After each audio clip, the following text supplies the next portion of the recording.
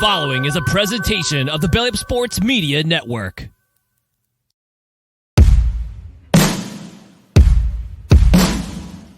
I really like that.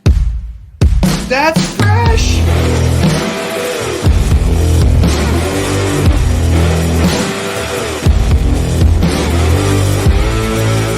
Well, no. What I'm saying is, someone's still gonna win, and it might be we got if I know. half the field, just about half the field is playing badly. With golf, you can easily say, "Oh, the course must be hard. They're all playing bad." You know what I mean? It all kind of comes back to earth a little bit.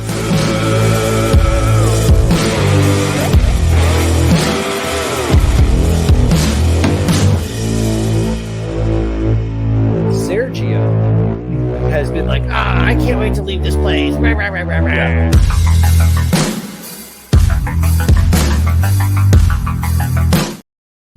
And welcome into the Divots and Pivots show. And yes, as you could hear Bud in the intro, that is fresh because it's a fresh Tuesday and Bud is back from his vacation. And we are here. Look, we got this actual fresh golf news dropping today. Some fun golf stuff. Chuck Woods was out there with Big Papi, Big Papa Daddy, and having some fun. And the Patriots, the Patriots. So we're gonna hit all of the thought streams here. But first and foremost, Mr. Bud, welcome back from your vacation. You have no idea how good it feels to be back. Quick recap for those keeping score at home. Boudreaux was a healthy scratch last week. I was down in Florida visiting my pops. One thing led to another. Outstanding circumstances forced me to call one in. So thank you so much for the Mahler bro stepping in and providing the people with a great conversation last week. On the way home, this is where the fun begins. It's about a 2-hour drive from my pop's house to the airport. Kid's old enough, she can take it. She's like 2.5. She's fine. She threw up the whole way in the backseat of the car and in the backseat of the rental. So neither one of us were feeling great, and we weren't really sure why. And I'll get to that later. But yeah, so there was a 2-hour just puke smelling baby car ride that was followed by a 2.5-hour delay. Apparently the JetBlue flight on the way down from Boston to Jacksonville had some mechanical issues, had to make a pit stop in Raleigh. When you hear that, always induces confidence for the flight back up. And they said, "Oh yeah, I'm sure." Yeah, that's what I asked. I was like, "So we're going to swap planes here in Boston?" They're like, "No, I think they fixed it." I was like, "I guess we're going to find out, aren't we?" So that was fine. The flight actually home was great. Cooper Rose is a champ. She flies well. Get back to Logan and, welcome to Boston. Car had been broken into, everything stolen out of that. So that was fun. No. Yeah. Jeez. Yeah. Luckily we're not like high-end people who keep things, right? My wife always gets mad at me because it was all her stuff that was stolen because that really was her car. But it was like a handful of pair of prescription glasses. Okay. Okay. That sucks. Someone must have really wanted to see. A bag of clothing items that are like high end. I think there was some like red bottom heels. I guess what are those, Christian Louboutin or some nonsense like that. The rapping community knows what I'm talking about. There were some of those in a bag with some swanky jacket. They took that. They belonged to neither of us. They were friends. So rip. Sorry about that. They had been in there for like a month. I'm not saying she deserved to get robbed, but neither did we. They took all the change naturally. They and then what really pissed me off, and this is where it's like, I hope they burn in hell. If you've seen that I think it's a Time to Kill with, and it's Samuel L. Jackson. Yeah. I'm glad they died, and I hope they burn. I don't want these people to die, not yet anyway. But when they do, put this one in the column for hell. They took Cooper's jacket. They took a 2-year-old's jacket. Now, the only way I can rationalize this, they took my daughter's jacket, and it's Boston in the winter. I mean, shouts to our friends who dropped one off for us. They have kids our age.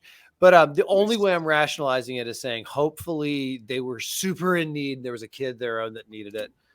I doubt it. I bet it was just a bunch of punks going around testing to see if cars were. Somebody's like, "Was your door unlocked?" First question back to them: does that mean I deserve to get robbed? And For the record, no, it wasn't. And we didn't report it because when we get back to the car, at this point, I am throwing up in like outside of the car. And at first, I'm not sure if I'm like, am I really that upset about getting our car ransacked? Or no, it turns out when we get home, both the wife and I positive for COVID. So that's the nice Fun. finish to the story. It was a lovely, lovely experience. We are on the mend now. Cooper, I don't know, she's not human or whatever, but she was like 5 for 5 with tests, all negative, just Okay. right through it. Our theory is that she's actually the little gremlin that gave it to us, or I don't know, anybody in one of the filthy airport stops we had to make. I'm just kidding. It was actually a pretty decent trip, but I was happy to come back and see the news that we've been right the whole time. Fred Ridley, chairman of Augusta National, came out, and I liked the tone of what he said. It was almost like, I'm sorry I have to say what I'm about to say. Like, it's unfortunate that golf is the scenario and the competitive blah, blah, blah. But it's like what we said, they're not changing anything. I mean, it doesn't mean they're going to acquiesce. It gives no credence to whatever, but I think that is their way of signaling, like we said all along, we're not going to change what we do to legitimize this new group, but we're also not going to punish anyone who gets into our tournament as clearly defined, blah, blah, blah. So what are your thoughts when you see this come in? I mean, news, air quotes. I think the opposite would be news. I think this is much more of like, I don't know. Well, we've been you mainly, but you got me on the wagon of believing this was what was going to happen anyways. I'm a little surprised that it feels like it came a little early. I like, or maybe not early, but I'm like, it felt like something that maybe all like the other majors were also going to like kind of jointly, not at the same exact time, but kind of coordinate when they announce their decisions on it too. And so we'll see in the coming weeks. But like you said, I'm not surprised. This feels like it was what was going to happen. It feels like the right choice, and that's that. We're going to see a normal Masters. Well, that's that. I think keep an eye on social media in the upcoming days and weeks, because this is about the time you mentioned the timing and it feels early, but this is about the time that they send out their invitations. The board of chairmen, whatever, cordially invite you to dinner and a round of golf. And I mean, that's kind of what they boil it down to. But I don't think it's huge news there. I think it's bigger. The bigger news came out of the tailor-made Christmas Carol. Did you see this thing? So no, I haven't seen it yet. No. Last year, I thought it was super. First of all, shout out to TaylorMade for making a decision they did.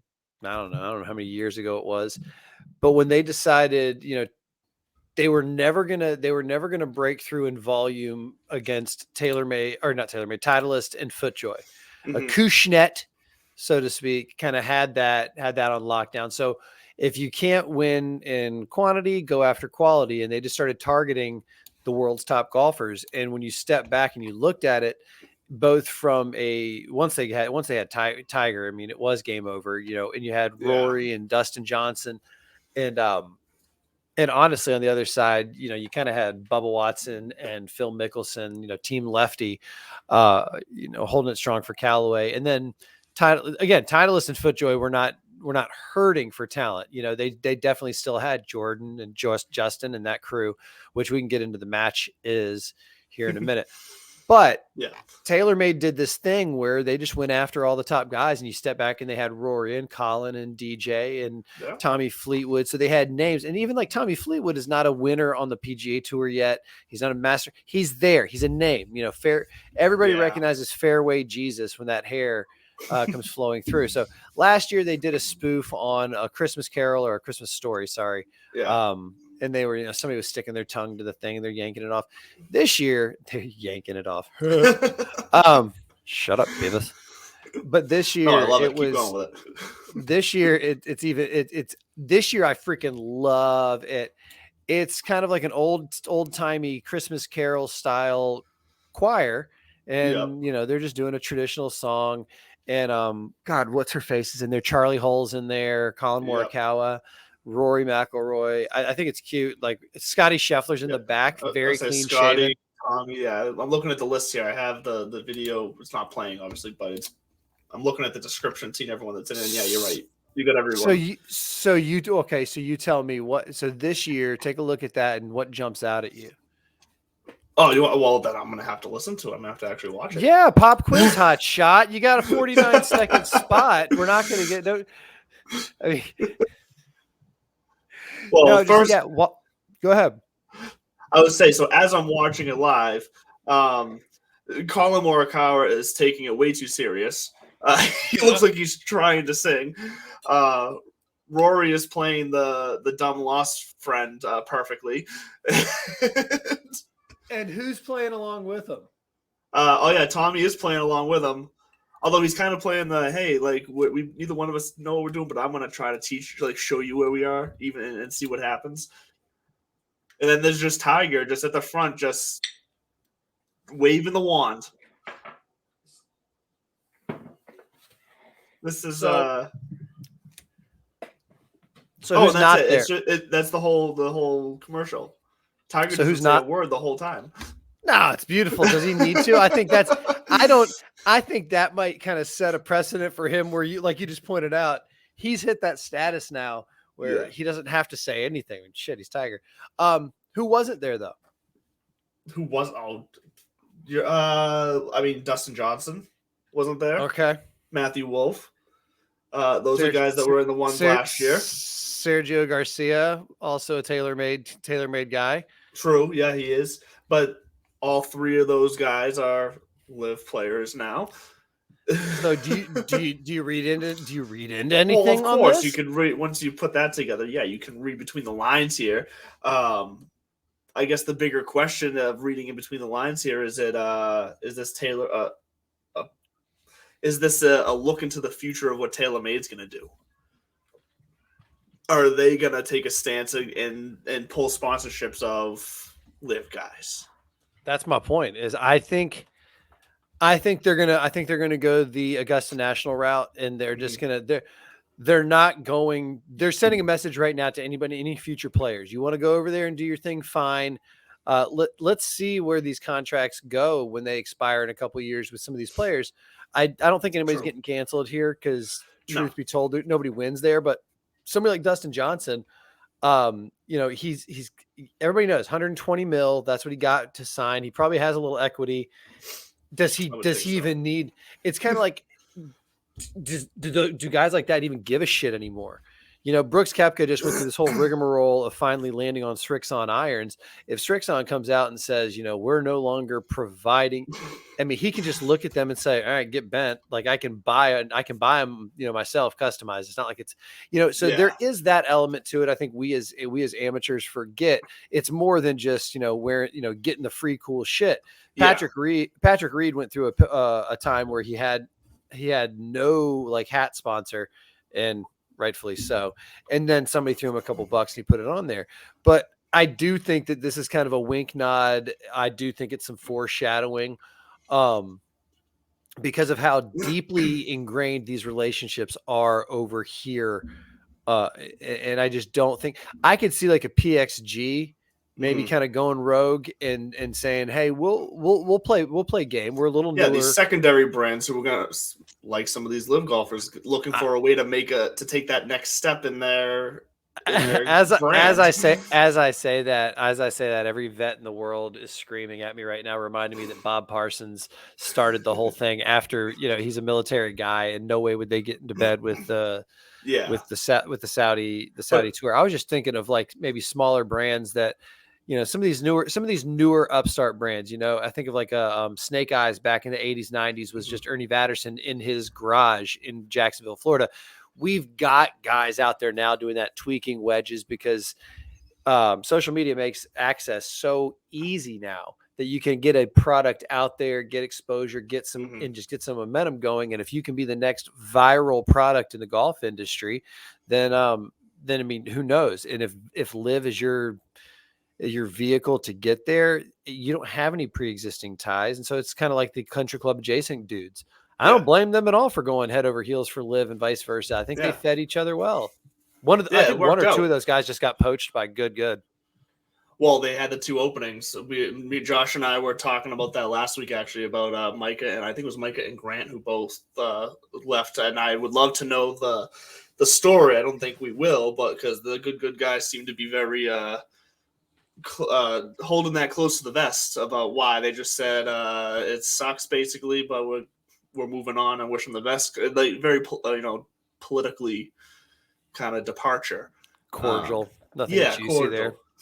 Yeah, so I would love to know juicy. that, but I don't think we're gonna get that. But what I think you're right. I don't think anyone's gonna be like kicked out of being sponsored by TaylorMade, at least right now. Like you said, we'll see when the contracts need to be renegotiated at that point.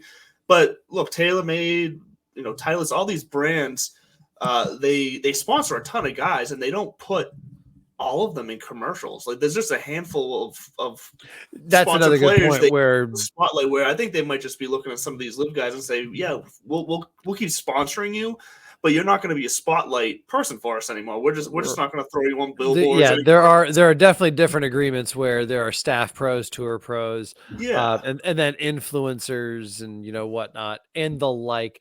I thought it was telling because in actual life, in real media, real social media, so I guess that'd be real life, I did see on hey now my chair just dropped on me. Wow, my heel literally happens. I do look, that's jarring.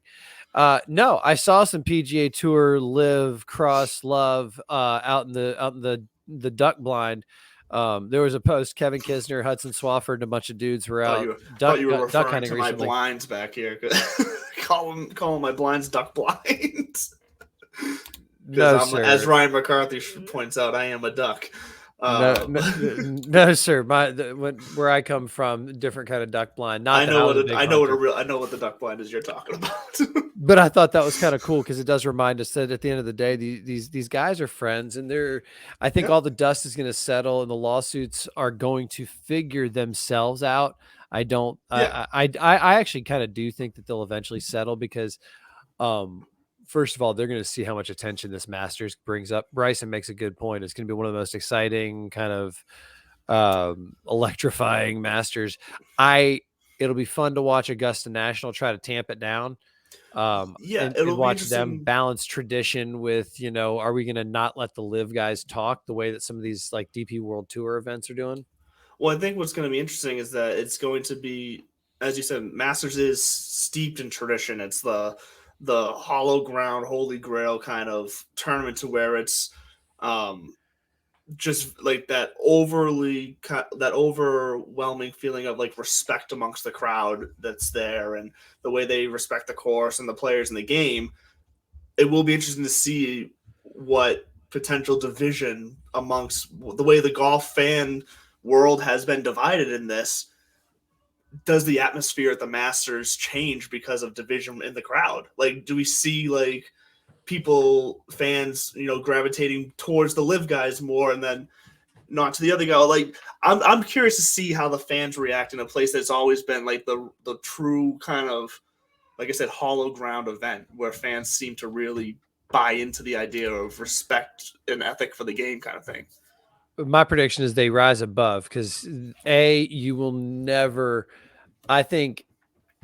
First of all, I think there are some people, definitely some octogenarians, who would get out of their seats that have been planted there for 4 decades and beat the living snot out of you if they heard you boo. I think that would just be so probably frowned upon. So I honestly think that the Augusta crowd, would go the wholesale opposite. Let's say Taylor Gooch, goes on a run and wins his first major, and it's the Masters. And here's this live guy who's been at the heart of controversy and everything like that, because of what's happened. And out of nowhere, he wins. I think they would go through the roof. They would like standing ovation because they would want this guy to know we too are bigger than that. Like we recognize how hard it is to win here, and we want to get up and show that to you and show that level of respect. And also kind of that would be their way of taking. Nobody's going to sit on their hands or even stay seated and golf clap because this guy plays on the Live Tour. They're purists down there about this tournament, and honestly, their mindset is they like the loyalists and the purists trust We trust the board and the membership to get it right on, who gets in and why. And after that, may the best golfer win. And that's why I think that's less telling to me than if big if either the RNA or the USGA act on their majors, because those go way back. I mean, those are kind of that true, first of all, the field's much bigger, 140, 150 folks, massive qualifying events versus invitational style. So the whole makeup of it feels a little bit more diplomatic and democratic. And so I think they'll follow suit and just say, hey, just like before, these are open events, because they don't have anything, I think, necessarily tied to any one tour, save. No, I don't even think like the Players Championship winner gets exemptions. I think only major winners do. So I think seeing what they do, if they do anything, will be much more telling and representative of the game in the long run. But in the end, again, I don't think anybody's going to bend or break. I think things are just going to remain status quo. And we'll see what's going on. Speaking of R and A and old school, I mean, way old school, because you brought it up. I can't believe you referred to him as Chuck Woods. Charlie. Good old Charlie. Chuck Woods is going to be on his first. That kid's never having a fake ID. Let's be honest. Yeah. That's going to be his alter ego. No, you brought up the PNC, and the PNC. Unfortunately, Team Woods did fall short. Not meniscus. Whoosh. What did he have? Plantar fasciitis for Big Cat, and Little Cat had a sprained leg. I think he hammed it up a little bit. I would have too. I'm in middle school, going into high school, whatever. I'm trying to flex. I know people are watching. I want that sympathy vote, if you know what I mean. Wink, wink, sure. Nod. If you did not watch the 7-minute post-round interview, second round, both days were great interviews, but the post-round was beautiful. JT got in there, tried to get a dig on the Snoopy hat. Saw that about the Snoopy hat. highly, highly, highly recommend you go back and watch that. But the team that won it, VJ, and I want to say his grandson, maybe his son, but I want to say his grandson, they took home the Willie Park belt. And for anybody who's not familiar, the red champion style belt was the original trophy of the Open Championship for the first few years of its existence. And then after a solid few years of a run, they had a tradition or something that if you won it after 3 years, you get to take it home. And then nobody wanted to pony up the dough for a new belt. So they just didn't have the tournament for a while. There's no war or anything. There's just a gap in the Open Championship. That's why people are like, oh, it started 157 years ago, but this is the 149th playing or whatever the hell it is. Now it's the 150th. Yeah. No, it took somebody, I think, actually paying for the claret jug themselves and then saying, here's our damn trophy. Let's move forward and now let's play. Do this. Yeah. I actually didn't know that. That's wild that they literally just scrubbed the tournament because they didn't have a trophy for it. Yeah. Yeah, I guess we can't play. No trophy. That's ridiculous if you ask. So outside of, I will say this, outside of the press conference, did you watch any of the parent child, as they like to call it now, or now they call it I think it's like the family member classic. It's the family member. Yeah. I did not. I had my kids this weekend, and we had a very busy weekend. So I saw clips of the post-round interviews that you're referring to. I caught those in the evenings after the kids were asleep on my phone, but I did not get to see really anything live on the play. You make me say you were such a better parent than I was. Again, we had 2 adults down with COVID. I had the full body kind of just body blow version. My roommate had the whole congestion and everything. And so we were in the 2-year-old clean as a whistle, like bouncing off the walls. Good. And those commercials are true. You can't call in sick as a parent, And so we were kind of like tagging in and out. I had the Golf Channel on and then that on pretty much the whole time because as my wife likes to call it, it's nap radio. So when it was your turn to kind of tap out and not watch the kid, boom, instant nap. It was built right in. And nice. B, I could watch one of those a month. And whether it's a family member or it's, like Joe Shit, the rag man, like you or I, who win in a game of bingo, or it's a celebrity, or it's like a Make-A-Wish kid. I could watch one of those style tournaments once a month.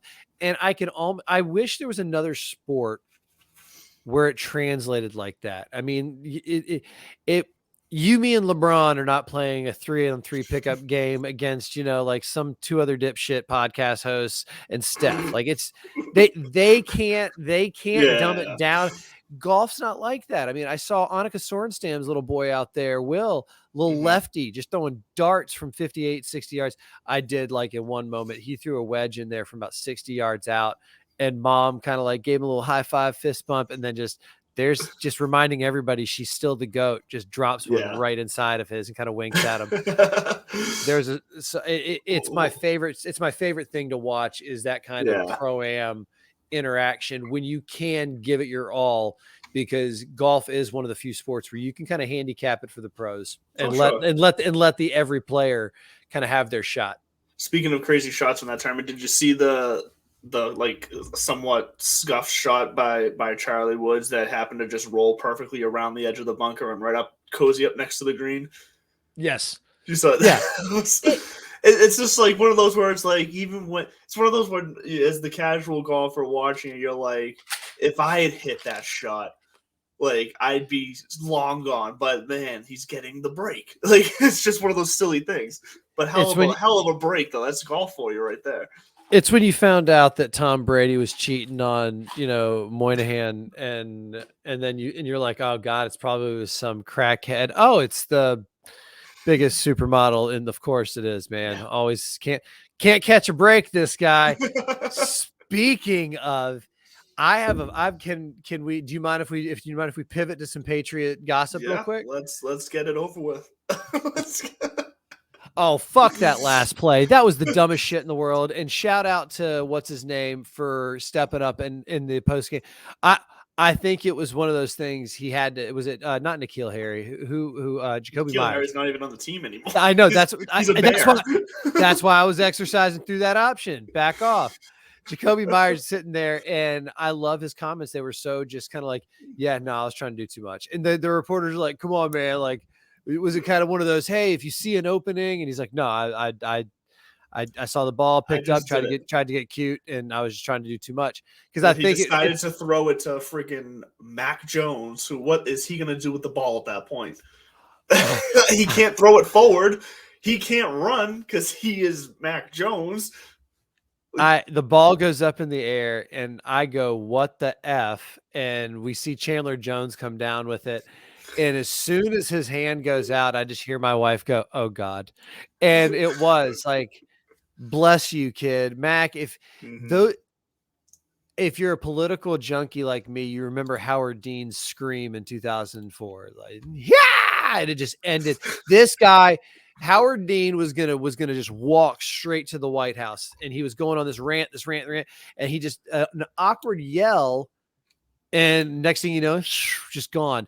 I'm so curious if that was the play, if Mac Jones is collateral damage in that. And it's like, wait a minute, I didn't do anything on this one play. It's like, I know, dude, but you should have either gotten the tackle or gotten out of the way, because that is just one of those bad looks that will never, ever go away. And it was so absolutely just bulldozed. So no, that was just I appreciated Myers coming out and saying what he did, because I think he's kind of just being like, I understand I screwed up. Kind of, if I get killed for this, if I'm axed, I mean, shit. Bills let guys go for less. But even I think Belichick, but I mean, he's wearing it like he's supposed to. So no, that's not what I was actually getting after. Edelman, I don't know if he's just thirsty for the limelight, or if thirsty for the limelight. You back off. You back off that beautiful bearded boy. He's I love me some Jules. I think what's endearing to me about him is his impression of Belichick and his ability to do that, but recognize his place. Because people will ask him follow up in interviews, and he's like, oh God. He's like, no, he doesn't give me the time of day. Why would he? Like, why? I'm not on his mind. He's like, I just stay out of his way, like that kind of thing. But he came out saying, yes, and people have been reaching out, but I would never come back unless it was with a Patriots team and the right Patriots team. Do you thank you. Exactly. He's saying this is not the right Patriots team. That was my next question I don't think he's trying to say, hey, I want to come back, because let's be honest, I think some of these guys do get away. And as much as the itch and the urge to play will never die, Yeah. It doesn't necessarily supplant the freedoms that come with not getting your ass kicked every week. Yeah. So you think that might have just been his way of saying, like, what in the heavenly hell, boys? Like, what's like we do not approve. We as Pats Nation don't approve. Yeah, he's everyone's thinking it right now. Nobody likes this team right now. This team's a mess. And this is the thing. This is the thing. Like, as much respect that Edelman has for Belichick, I think that could have also been taken as a way that it's not even just what's going on with the players on the team. When if he was insinuating that this team is not the right team, I think he recognizes that the Patriot way of this team is not a thing anymore. Because I think what he's referring to when he says for a Patriots team, like a Patriots team and the right team, he's referring to it would have to be like the atmosphere and the operations that it was before, and that's not what's happening anymore inside that clubhouse. There's just no fear in there anymore. There's no there's just none of the small stuff that was there before that I think Edelman ate up. I think he was a full buy-in to Bill's method, the Patriot way. I think that is what he would be looking for when he says he would only come back to a Patriots team. I think that's more so what he's saying. It's I think more so about Bill in this case, because Bill's not running that show like he used to. I think if we pull that out, I mean, if they can make a stand on 3rd and 9, of ifs and buts, right? 'Tis the season for that. If they win that game, I still think you're saying the exact same things you're saying, because I don't think I don't think one bonehead, of course that happened kind of play. Oh yeah, no. If they had won that game, I still feel the same way, because all the how much of that is around this offensive play calling and this kind of like, I know dick about football, and I know enough to know that like something feels weird. Yeah. Like I call me naive or call me just like a fan. I do see. I'm like, Matt can throw it. He's got an arm and he can drop some dimes, and they are all pros out there. Like, Sure. I am I just being naive to think like, God, yeah, let him open it up a little bit? Or is that so anti-Patriot way? Like, we don't go fun and gun. We don't go Mike Leach. It is much more reserved play calling, but it almost feels like we're sitting through Matt Patricia's offensive internship. That's exactly what we're sitting through. And this is the thing. There's a lack of complexity when it comes to the offense. There's a lack of discipline when it comes to the special teams, and well, as we saw, the offense now. Where's I Matt guess Slater? too. Did he get hurt and I don't know about it? No, he's still out there.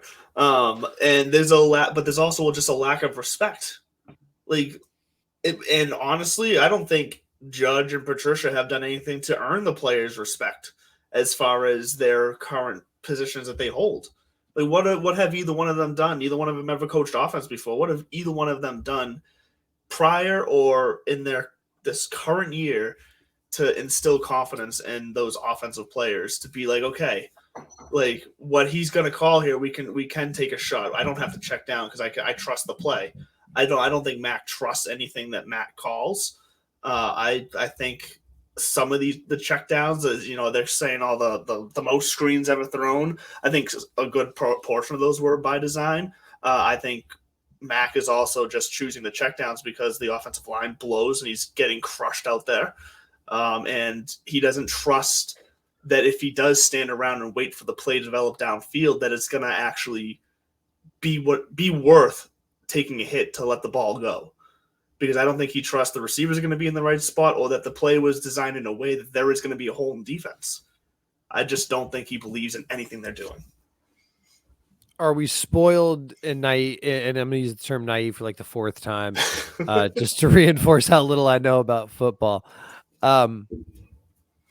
It takes time. I mean, in today's day and age, I get that, we think that between analytics and massive payrolls and just endless supplies of money that we can just, you should be able to put together a champion. I mean, quite frankly, with the talent pool that exists for the skill that we're talking about, logic would suggest, and I guess that's why you have 32 teams, because everybody has that kind of foolish dream that any given year, the difference in skill. We talk about in golf how it's razor thin, the difference between these guys. Yeah. Same principle. As shitty as we like to think sometimes that these teams are, pardon me, as shitty as they can be, and going 0-16, there's still only like what? It's 24 guys who do what they do for a living, first string or second string of an NFL team for a particular position.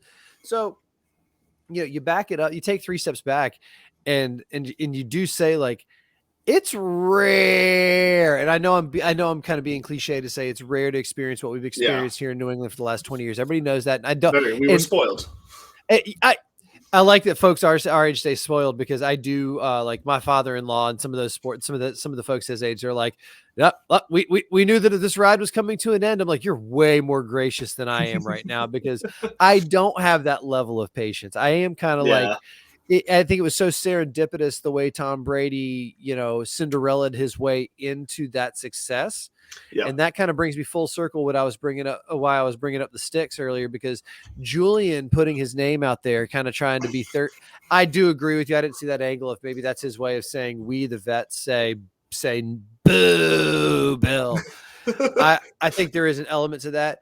I think that there's almost this kind of, because I'm the founding member of it, so that's why people are saying, many people saying, Jesus. A lot of people saying, no, maybe Jules is making a move to make 11 mean more than 12 in New England. Now follow me here, because the more that I was a Brady Brady buncher before you all even heard of him. Okay. Sure. I was a Michigan. My parents went to Michigan kid, Michigan family, the whole bit.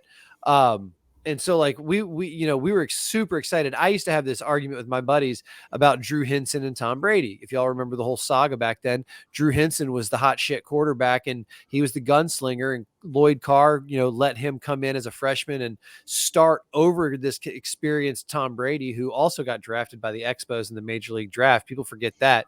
He's a world-class athlete in 2 sports. Duh. Go figure.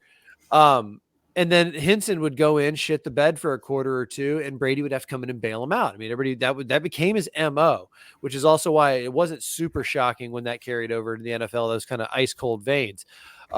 If you haven't ever seen his Orange Bowl performance for Michigan, like his last game when he just they stuck it to Alabama, look it up. It's worth YouTubing, kids. But I think his initial success, those first Super Bowls, you could very, very, very easily be like, oh, come on. He was so young and stupid. I could have handed it off and relied on that defense and let Adam Vinatieri. I can hear that argument coming out. And the more that time, removes us from those teams. And then in this last era, you did have Jules there as kind of his binky. And so, you have this kind of way of saying, maybe I'm the real, New England guy. I never left you folks. I would never go to another team. I would only come back if it was the right situation, and it could only be because every week that I see Tommy lose, I get a super, super, super guilt-ridden, ashamed, wonderful feeling in my loins.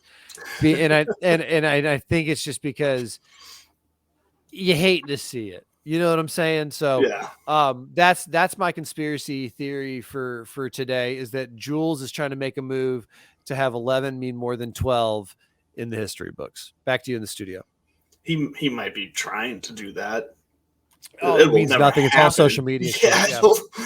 And it's Julian Edelman is a interesting character just in general because of his goofy, charismatic ways are very likable by the fans. Obviously his play in the field is very likable by the fans. So I think it is smart of him to kind of plant his flags, like if he was doing that, to say that I'm sticking here no matter, like, he's obviously not going to go play anywhere else. He's too injured and like lifelong injuries to go play anywhere else. But I get what you're saying, like planting his flag as being like, I'm a Patriot for life, a supporter of the team, like a booster at this point. Who needs their beard more, Julian Edelman or James Harden? Julian Edelman. And I don't know, man. Have you seen some pre-beard James Harden? Oh, I thought you meant from like an attitude thing. I didn't think you meant by like just from a good look, so like who would look better without the beard. I thought you meant like who actually, needs to rock the beard to feel like they have the attitude to rock the beard. I thought that's what you were going for. That's so funny because I see what you're saying, and that's actually exactly kind of what I meant. But I being as shallow as I can humanly possibly be, I mean, it was like, are you kidding me? That is one ugly. I'm not exactly. I'm gonna look up pictures of James Harden without a beard right now. I can't remember it honestly. I can't do it justice. First of all, I would never want to culturally appropriate, but it's not good. I mean, on top of that, he needed to eat a cheeseburger. While you're looking that up, speaking of my Boston Celtics, dude. My! I repeat the initial question: who needs the beard more? Because I'll tell you what, in that sense, it's definitely James. I'm not curious, but I would take Jules in a heartbeat. You know what I'm saying? Although Julian's shorter than I am, and that would be an issue for me. This was James Harden at Arizona State. Wow. So it's so good, isn't it? Wow. Looks nothing he goes from being a high school sophomore to being an NBA All-Star with the beard alone. Oh yeah. That's ridiculous. I've never seen those pictures. Thank you for opening my world to beardless James Harden. Always learning here on Divots and Pivots. Speaking of my Boston Celtics, another sport that I never played one down of basketball in my life past the middle school team. Yep. I am a homer though. I do love me some New. If I don't have a rooting stake in any other NBA team. My parents are from Michigan, and I guess I grew up with my dad rooting for the Detroit Bad Boys in the 88-89 Pistons, and that was fun. But I was also a kid of the 80s and 90s, so I wanted to be like Mike. All I give a shit about was the Bulls. So I love the Celtics, and this shirt was, I got my Jason Tatum shirt. Fun fact about it, or fun little story. My little brother-in-law, and we made it 42 minutes before the first camp reference. He was down on a visit from summer, like after his like last summer at summer camp, and he was down, and we went to a game that fall, and we took him to TD Garden, went there, and it was either this or a Kyrie shirt, and Kyrie was still on the Celtics, and really at that time nobody knew he was leaving. Everybody kind of knew that there was going to be some conversations at the end of the year, but there was still a lot of speculation that this is our guy, right? I mean, there was a time here where, yes, New England, remember, there was a time where Kyrie was our guy. And I'm not trying to promote that. I'm just trying to remind, like, right? You kind of have to remember that because Tatum was young. He was fresh. I mean, people were even saying, are we going to try to deal off Tatum maybe to keep, although we had just drafted him. So that wasn't going to ever happen. Yeah. It's a roundabout way of saying, shout out to myself for being prophetic enough to see the greatness that in the guy that was like the number 2 overall pick in the draft. So, it's not like that was a big limb I was going out on there, but this is a fun team to watch. And, as part of my wife's job, one of her kind of fun side duties was she was charged. Somebody said, hey, figure out a good gift to give to one of our employees who's having a 30-year anniversary. And he's a massive New England sports guy. So she went on to Cameo and got, oh my God, I don't want to spoil it. I hope this guy's not listening. But he went and got Devin McCourty to do like a congratulations message, and then he got Scalabrini, and that's what brings me back to Scalabrini was sitting there talking about you're a big sports fan, so you probably remember the great teams, and this team might be better than even us in 08 or all that kind of stuff. And so I'm a big Boston fan early on in the year.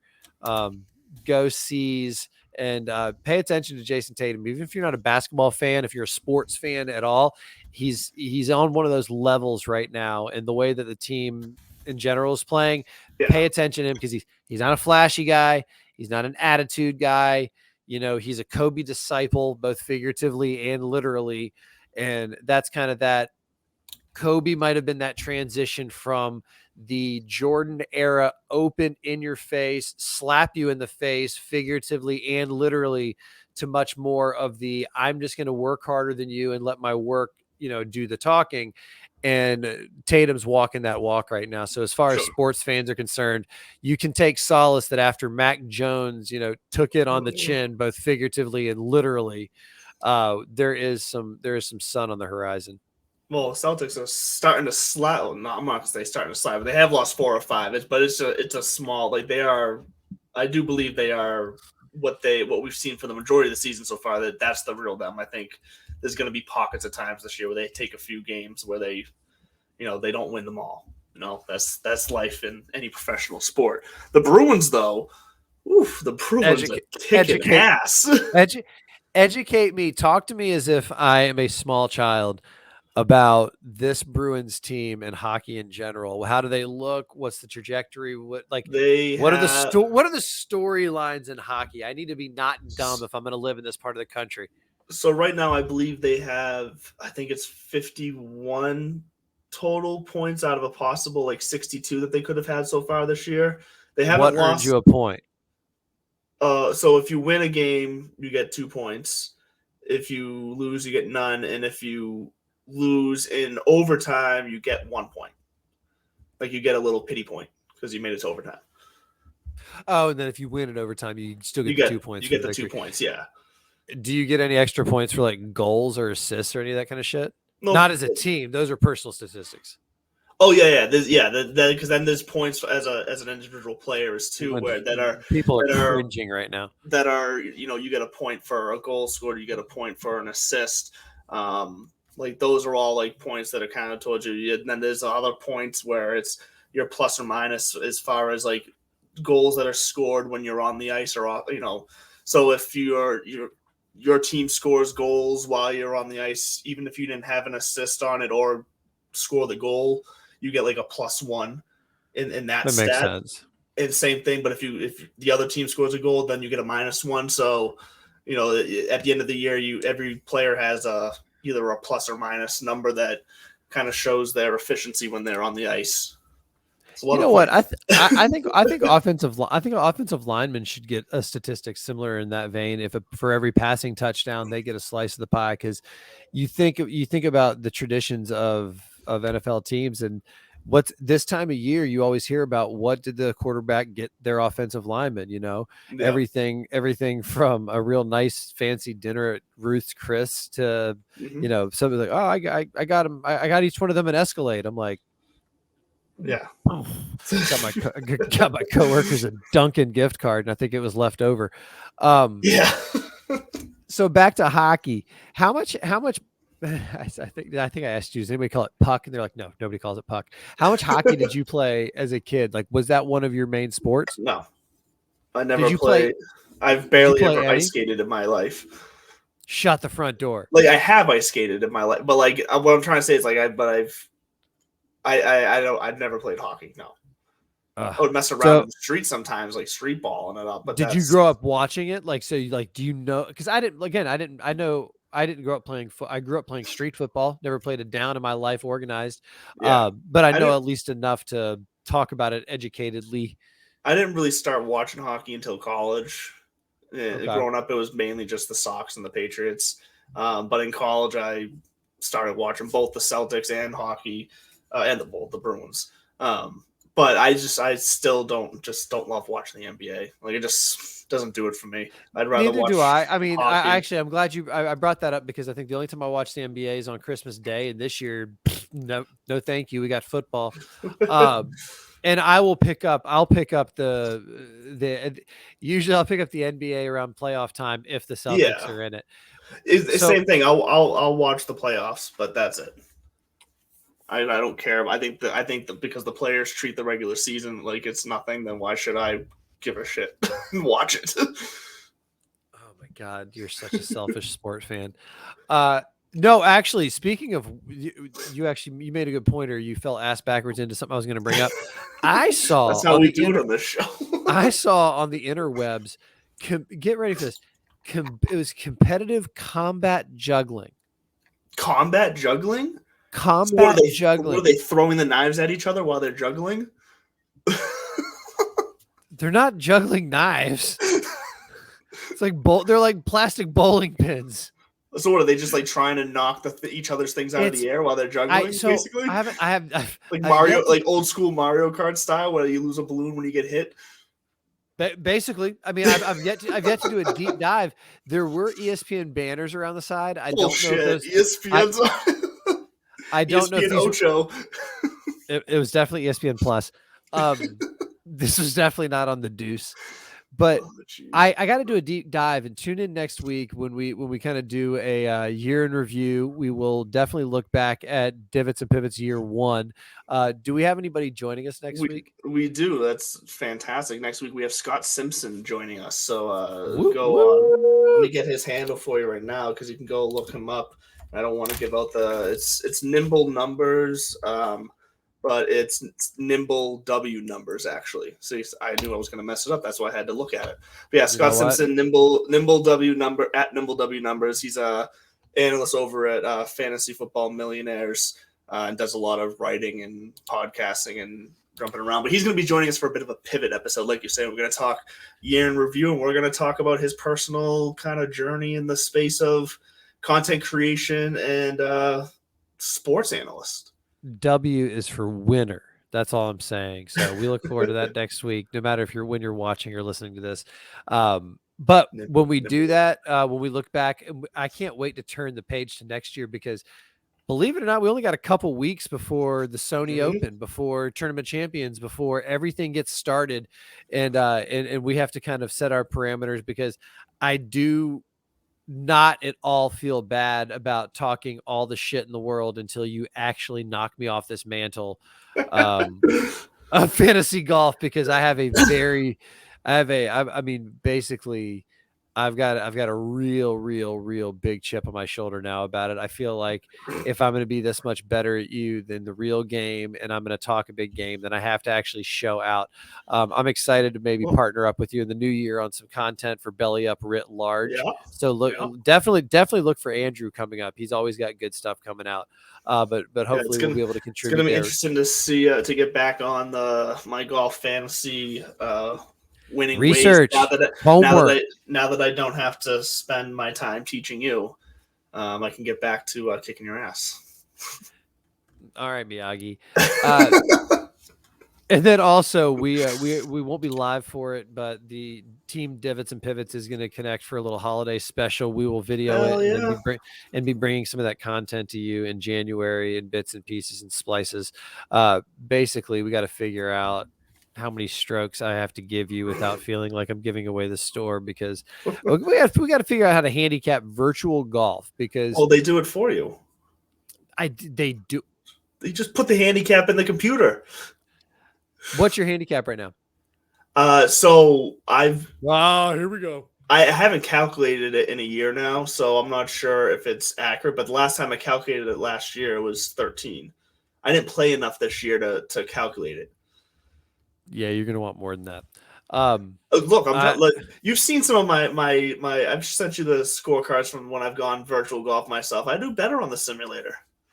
I agree. I would give you 13 strokes right now. We could do a match play and a stroke play. Yeah, we could actually do match play and stroke play for 2 rounds total, so we could have 4 bets going all day. 13 strokes. You pick a course, I pick a course, all right, and we'll see how it goes. 13. That's all you want. And there's no reneging at this point. 10-foot gimmies, right? Oh God, yeah. I don't. Yes. Actually, although I will say I've now hit a couple putts on those simulators. I'm actually pretty dadgum accurate or deadly from long range on the simulators. Anything Yeah. inside that, no, I'm not a glutton for Yeah. punishment. I think 9 or 10 foot, whatever they do standard. I always just tell them whatever the setting is for whatever league, because at the end of the day, we're all playing on the same course. Did you see about the scramble team that turned in a 46? Yeah, I did see that. I think me and Josh talked about that last week. Actually, Yeah, that's what I was about to say. yeah, yeah. That's just they put down a hole in one on a par 4. It's just like I do believe that I almost had a hole in one on a par 4 when playing in our Bramble earlier this summer, because okay. they had moved the tees because they were doing work on the back set of tees. They had Oh, that's everybody right. teeing off from the front tees, and it was only like a 265 carry. It was downwind, and I caught a 3-wood just right, and sure enough, the ball mark was 6 inches from the hole, and it stopped about 7 feet past. The team made the eagle. I did not make the putt. Back to you in the studio. No, but that makes sense if it's I don't buy a 46. When you look at that scorecard, it's bullshit. Yeah, it's like guys who just convince themselves that, oh, everybody else is doing this or everybody else is taking an extra one. That is the thing. Like when in those, so here's the thing. I don't in those like tournament scrambles. I sound so whiny. When those tournament scrambles, like sure, me and the guys, whoever I'm playing with, yeah, we're gonna take some leniencies and we'll cheat a little bit because we know, but because one, we know we're not trying to win, and two, if we do get the feeling that okay, wait a minute, now we're actually like hitting some good shots, we're getting a little too close to the top here. We don't want to be near the top. We just want to have fun. Like we'll obviously not do it, but I've been on teams like that too, where it's like, you know what, we're not, no matter what, we're not turning this score in. Like when we get done, if it's 80, if we're out of the money by shots, fine, we'll hand in the scorecard. If we get in and all of a sudden it's like shit, we're leading, we're just gonna be like, I don't know, nope. Start scribbling with a pencil, fix it up. I just eat the pieces and say keep it. We don't even want it. Yeah. I'm looking forward to that. We got to talk about next year. We got our fantasy competitions coming up. We got to set our personal goals for the year. We're going to go all team JT and set some personal goals. Yours are going to involve getting your score under control. I think that you stay tuned for that thought. I've got some qualifiers that I got to actually get it together. 41 putts isn't going to cut it. Three putting 4 or 5 times down the stretch isn't going to cut it. Team Bud, we're all Divots and Pivots is going to show up for Team Bud for those qualifiers. Man. Oh, so when I was down in Florida visiting my dad, I did play a round with him. I played for the gold tees, which for them would be, so there's championship, gold. So yeah, it's the second from the back. It's just I'm trying to think people aren't saying men's. It's the blues on most. It's the second from the back. Yeah, it's the next second. Because people aren't saying like men's and ladies tees anymore. They're just saying tees back. And actually, I saw a great sign that equates it to like if your handicap is here, play from here. And I love that concept. Me too, because quite frankly, it does make the game more enjoyable. It makes it more accessible. It keeps it going. At the end of the day, really, you just want to try to give everybody a shot to hit the green in 2 on a par 4. If you're new to the game, you want to start off a little further up because the game is not on the tee box. Really, the game is from 150 yards in. That's where the game is played.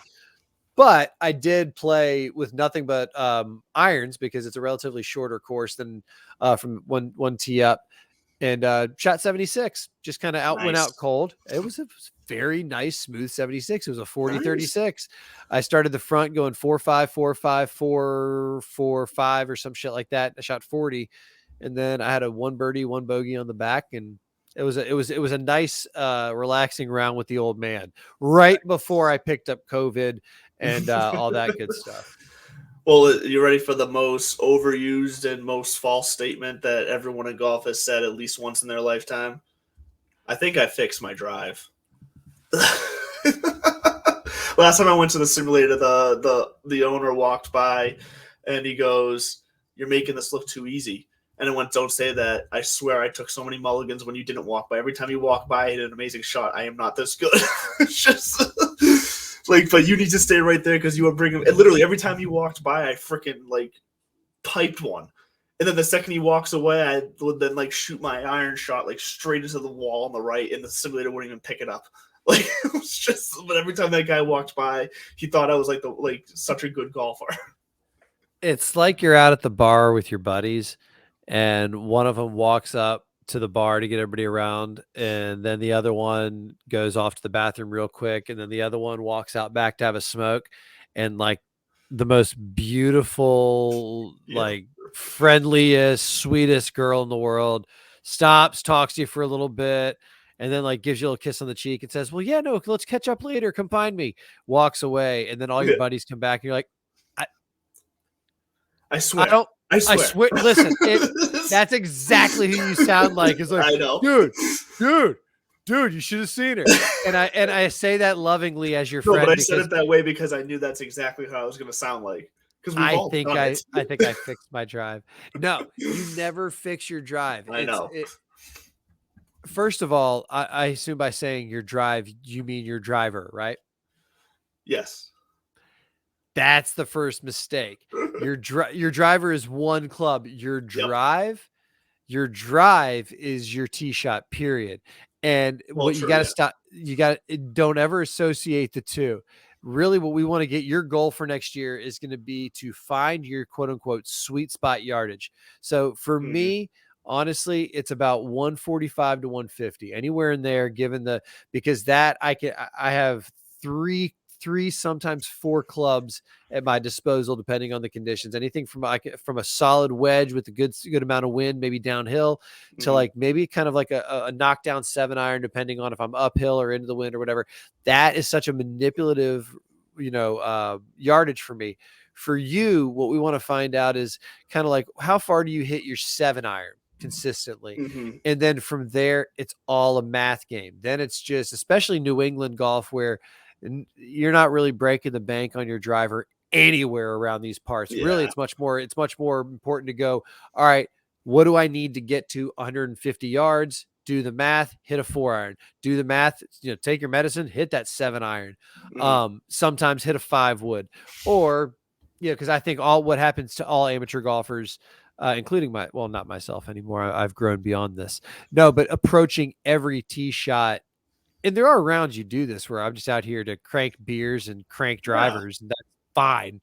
But if you're going out to work on your game or have a competitive round, then it is much more of a game of chess. It's so much of the game is putting yourself in a position to not just make birdies, but to just hit the green sometimes, depending on the course. So that's going to be our goal for you next year, is to find your kind of it yardage and it club. Thank you, Mr. Miyagi. Wax us off, Daniel, son. Oh gosh, there it is. Well, look, that is going to get us off here. That is going to do it for us here on the Divots and Pivots show for this evening. But like we said, next week, catch us here on YouTube at 8:00. Scott Simpson will be joining us. Definitely don't want to miss that episode. He's got a fantastic story that, especially if you are also in this space, you're going to want to hear his story, his values, his advice, because I think it's going to help. It could help us all go a long way. So come back, check us out every Tuesday at 8:00, especially next week. And then after that, we'll be bringing you into the New Year's, and we can't wait to see you. So see you next week, and enjoy the night. As I also, once again, forget to go to the video right away, because this is what I do at the end. I ramble on while I try to find my way around the screen. Good job, intern. Underrated. Have a good night.